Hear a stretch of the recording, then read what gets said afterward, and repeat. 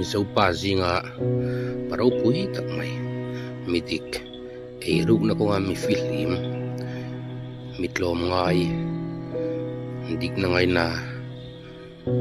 pathian tri tlat mi kan chan ta mai hi oyong mai mi zo zinga het yang mi hi om le ta kang mo uke liana pa uyom to kan chan ta mai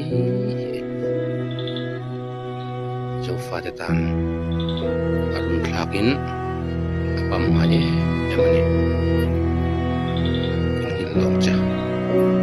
ke ro pi ikut chuak le ikam chuak ro pui tak tak te kini zo fa te tan hian dar thalam ro pui tak ani reng do ani